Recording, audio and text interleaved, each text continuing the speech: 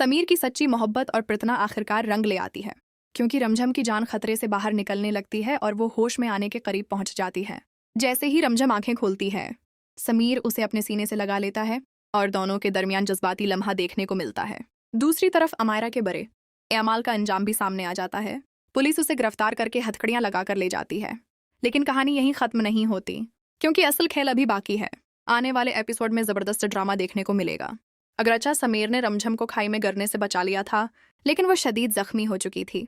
उसे फौरी तौर पर अस्पताल मुंतकिल किया जाता है, जहां डॉक्टर्स उसकी हालत को इंतहाई नाजुक करार देते हैं। कार्तक को मामूली चोटें आएं, लेकिन रमझम की जिंदगी खतरे में होती है। समीर के लिए ये लम्हे इंतहाई अजियतनाक होते हैं, क्योंकि अब उसे सच का इल्म हो चुका है कि रमझम ही उसकी असल बीवी है।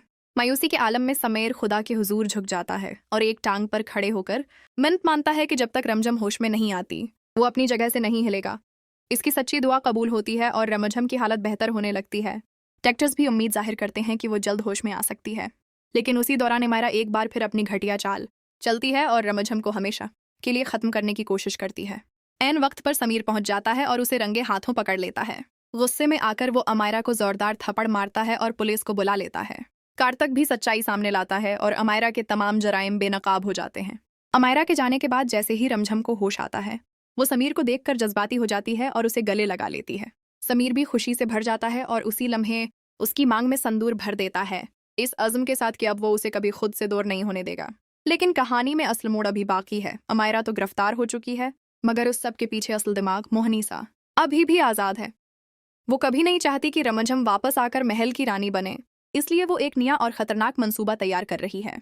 सबसे बड़ी बात यह है कि समीर को अभी तक ये मालूम नहीं कि अमायरा सिर्फ एक मेहरा थी, असल वलन कोई और है। अब सवाल यह है कि क्या मोहनीसा की हकीकत सामने आएगी? क्या समीर अपनी ही बुआ माँ के खिलाफ खड़ा हो पाएगा, या फिर एक बार फिर सच छिप जाएगा और रमझम की खुशियां खतरे में पड़ जाएंगी? अगर आप भी चाहते हैं कि समीर और रमझम हमेशा एक साथ रहें, तो कमेंट में ज़रूर बताएं कि उन दोनों को कोई जदा नहीं कर सकता।